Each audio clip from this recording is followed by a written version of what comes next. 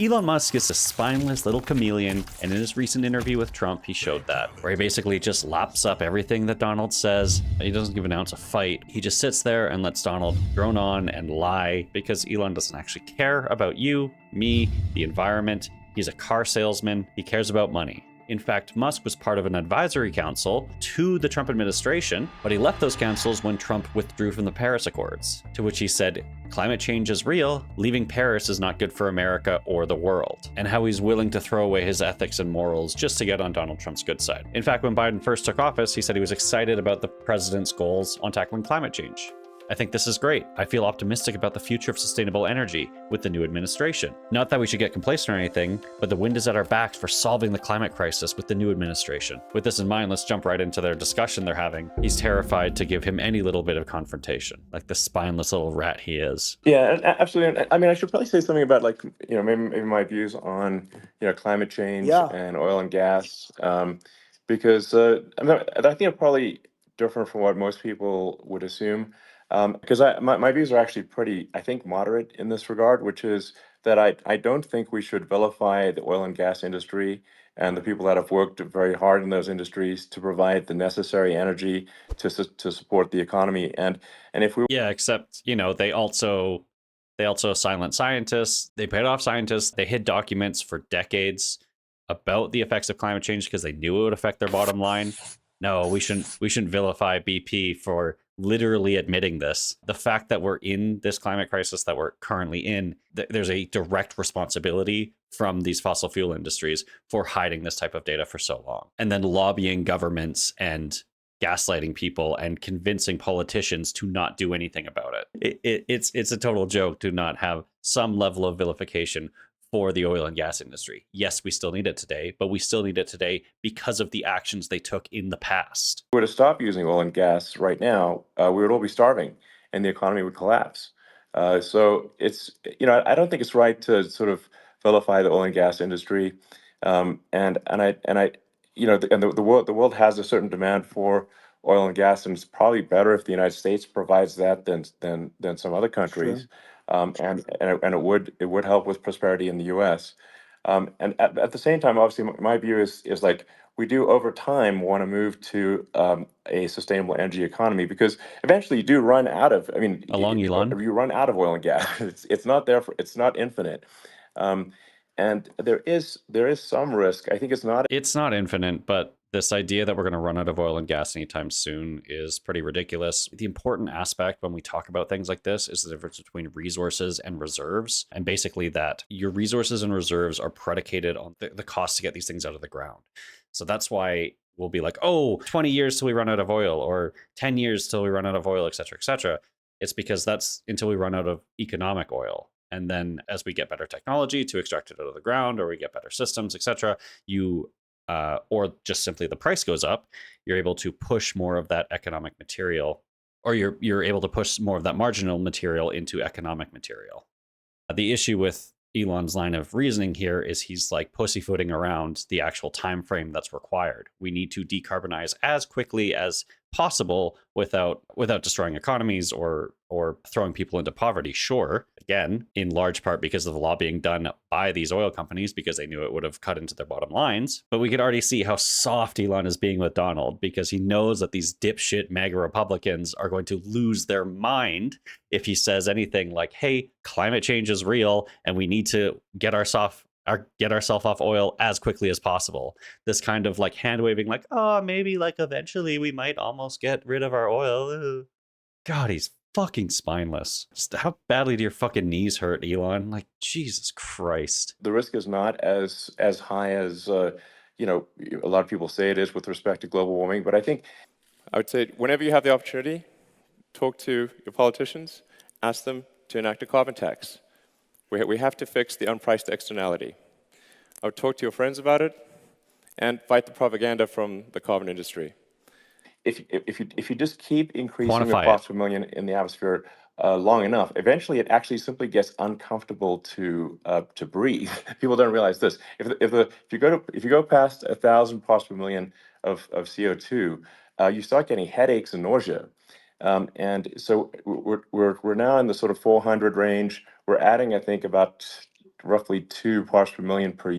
Really? That's the place you're gonna hone in on.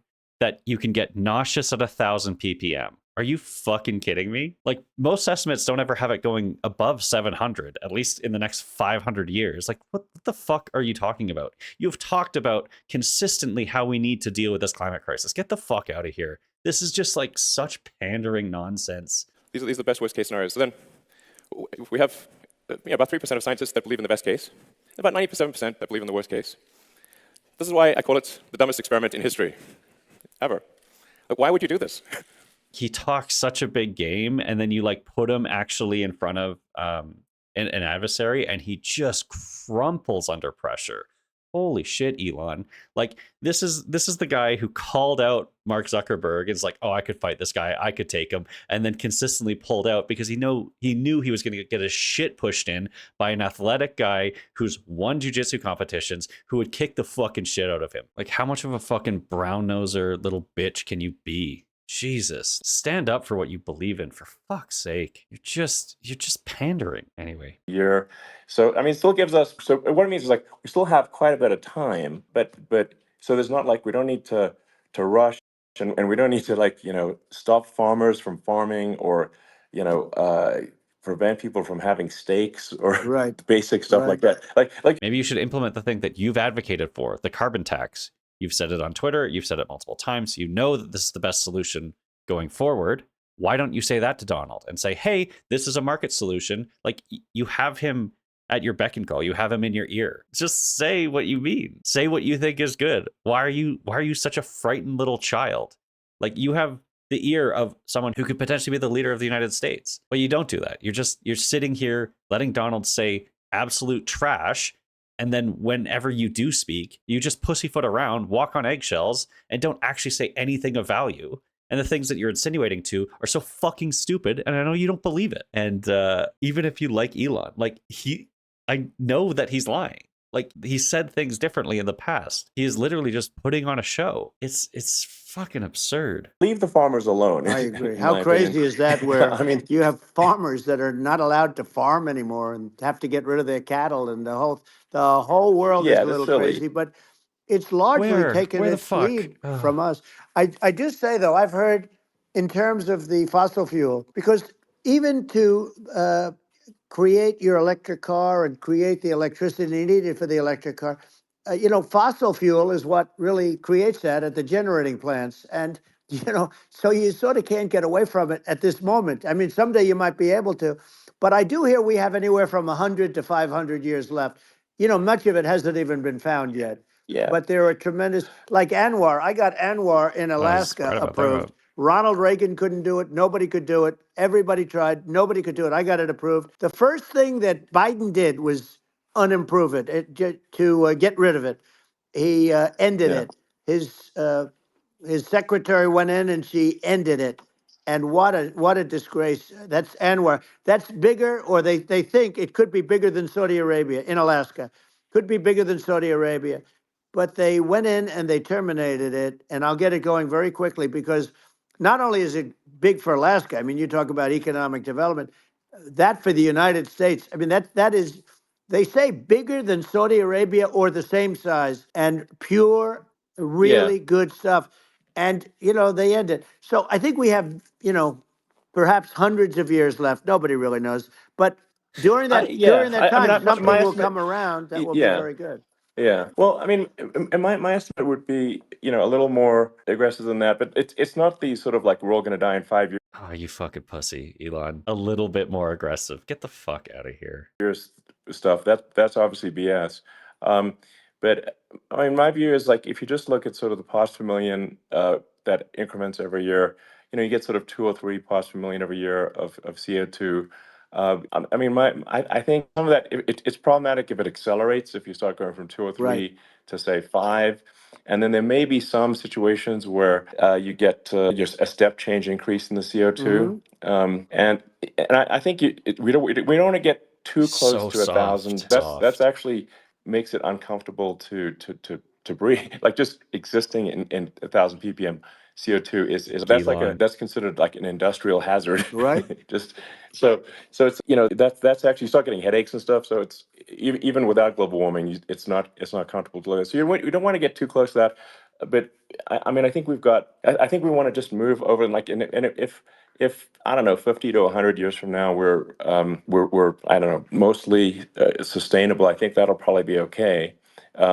So it's not like the house is on fire immediately, but I think it is something we need to move towards. And on on balance, it's probably better to move there faster than slower. But like I said, without vilifying the oil and gas industry, and without causing hardship in the short term, I think this can be done, without, people can still have, a stake, and they can still drive gasoline Sure. cars, and it's okay. It's like, it's not. I don't think we should vilify people for it, but I think we should just generally lean in the direction of sustainability. And I actually think solar is going to be a majority of. Oh my God. The amount of just like humming and hawing and not giving a definite answer and just like walking as fine a line as possible of like saying anything remotely counter to what I know the mega crowd believes in is just so fucking, it's so funny to watch. I can't imagine not standing up for your values like that. Like, Elon is rich, he is powerful, he has the ear of Donald Trump.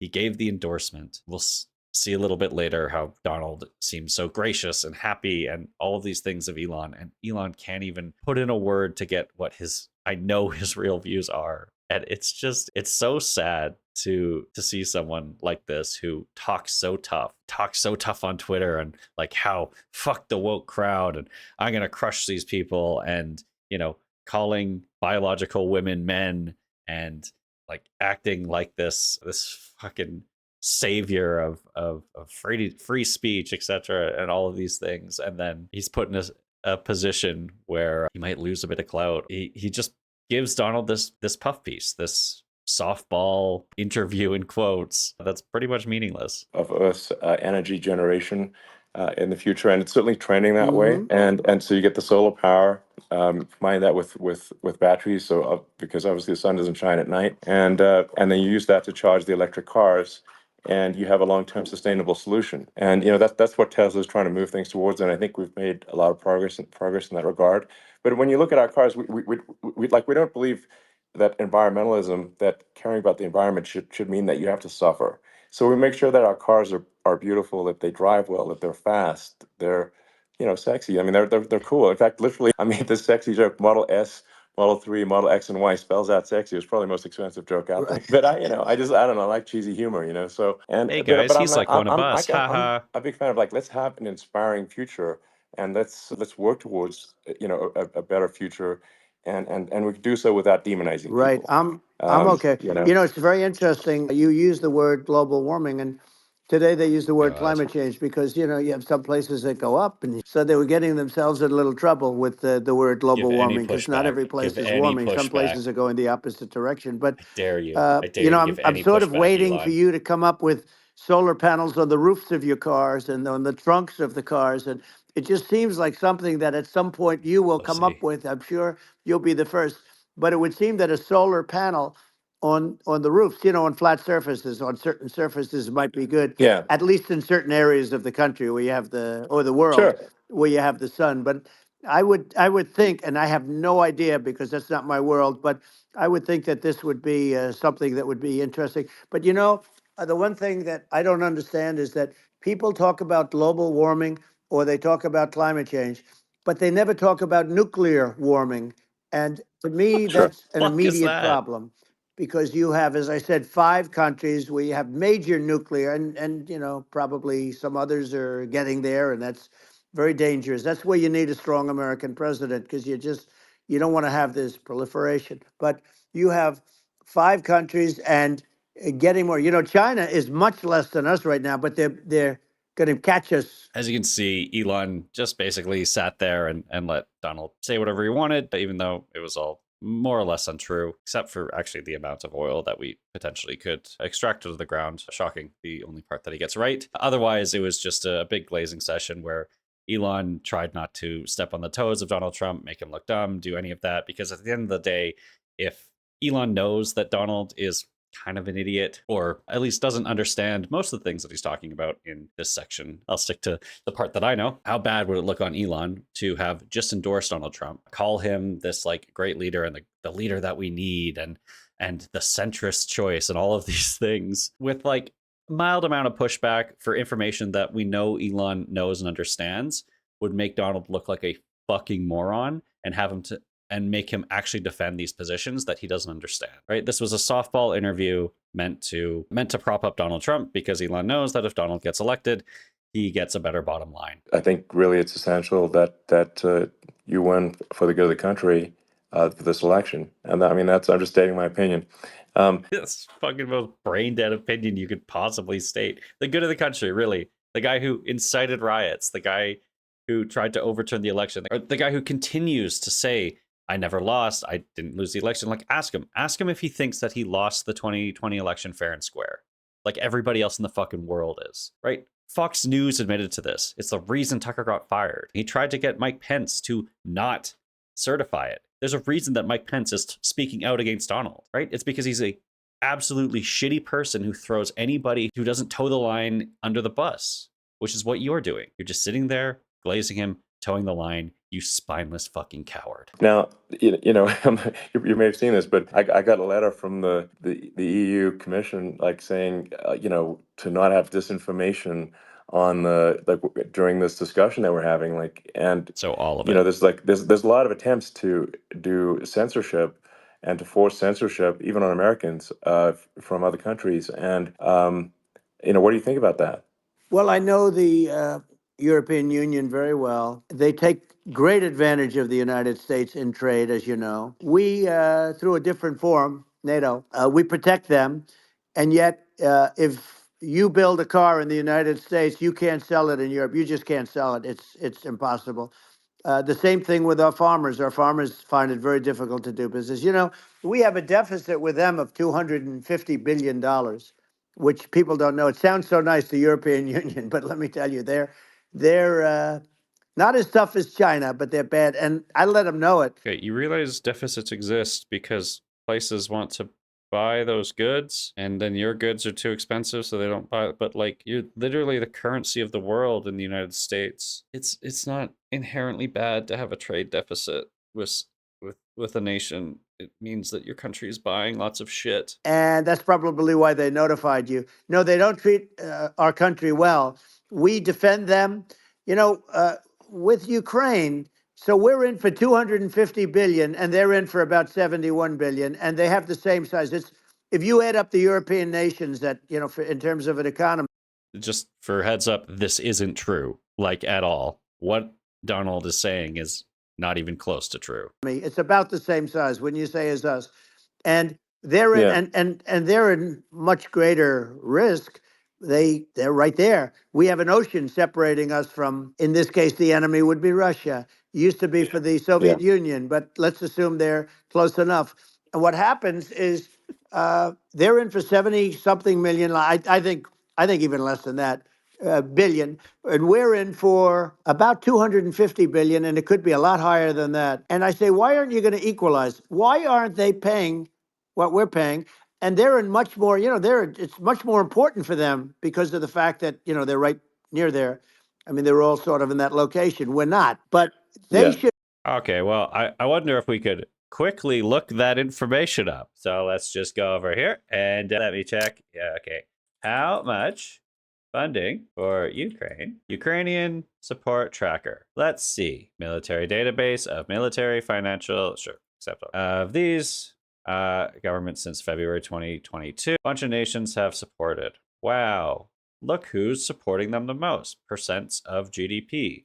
Crazy. The nations closest to Ukraine and Russia have pretty dark coloration, don't they? Anyway, moving on. We just go down here. We can see how much. Oh, that's weird. It's Europe has provided 110 billion euros of aid, and the United States has provided 75 billion euros of aid, with another 23 on the way and 77 on the way from Europe. One note is that these numbers actually exclude the most recent $60 billion aid package. But even accounting for that, Europe would still be spending more than the USA was. Really, no matter how you cut it, Donald is lying about the data, but that's par for the course. He always lies about the information. He always makes things up. He always pulls shit out of his ass. And Elon isn't giving any pushback at all. It took me 3 seconds to figure out this information. What were you saying, Trump? Well, first, Elon was saying that they should deal with disinformation during this conversation. And then he proceeded to say that the United States was spending more money than it actually was, and that Europe wasn't ponying up its fair share. Let me just see. Oh, wow, bunch of military aid. That's real nice. Yeah, we can see that by a percentage of their GDP, obviously Denmark, Estonia, Lithuania, Latvia, Finland, Sweden, and Poland, the places most closely impacted by this shit, see this as a pretty big fucking problem. And then for those dipshit detractors in Canada who don't want to spend any, again, we're not spending a whole lot. Anyway, yeah, so you can look through the data that exists to show how much aid is being allocated. Yeah, weapons, monetary value, etc., etc. Like, you can see everything that's been applied. This data is not hard to find, but if you're Donald Trump, you just gotta make up whatever the fuck you feel like, because what's the point of being accurate? If you're Donald Trump, you could just lie, because it's not like your MAGA Trump voters are going to fact check you, right? Anyway, back to the misinformation campaign. They should, and I did it with NATO. There were only 7 countries that were paid up in NATO out of 28 at the time, and the United States the United States was subsidizing NATO, tremendously subsidizing NATO. And I said, I went in and I said, you got to pay up. If you don't pay up, we're not going to defend you any longer. I took a lot of heat. But you know what happened? Billions and billions of dollars came flowing in, and Canada needs to do that. A lot of the public isn't aware of the fact that the United States pays a disproportionate share of the NATO expenses, and then we get taken advantage of on trade. So think about it. Yeah, well, I mean, the point of NATO is defending Europe, and it's trade is dictated by your nation buying the goods that are being sent over. Okay. Whatever. It's like, then, okay, well, why is the United States paying disproportionately more to defend Europe than Europe? That doesn't make sense. That's unfair. And that is an appropriate thing to address.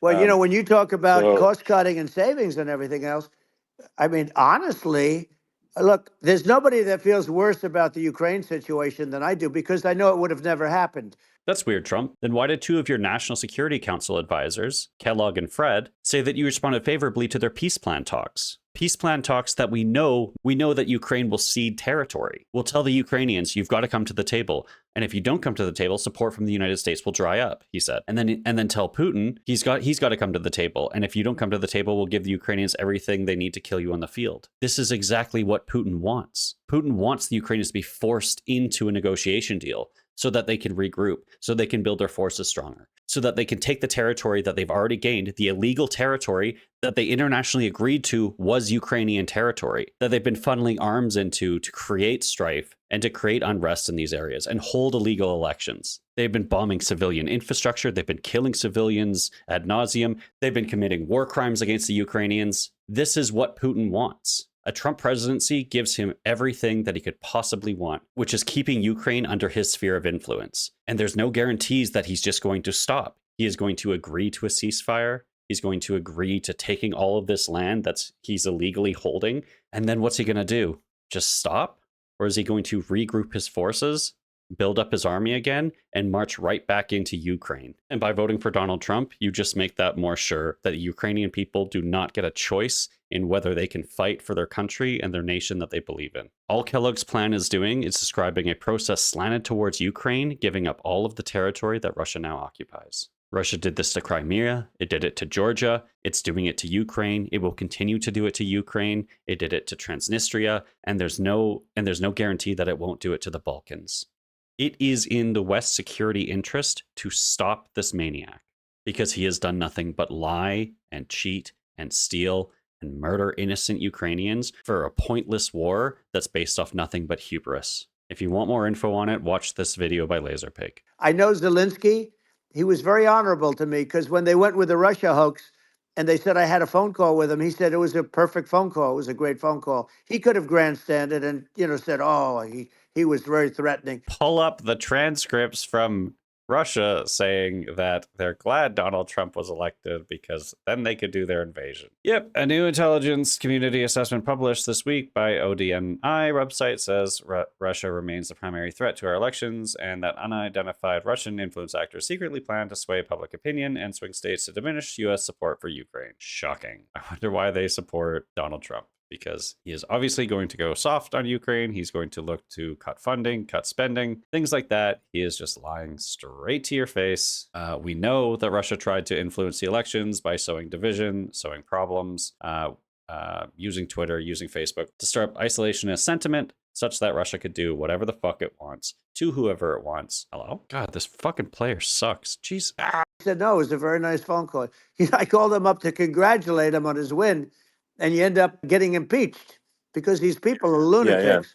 I was talking about the difference from the people within and the enemies on the outside. In many cases, the people from within are more dangerous for our country than the Russias and the Chinas.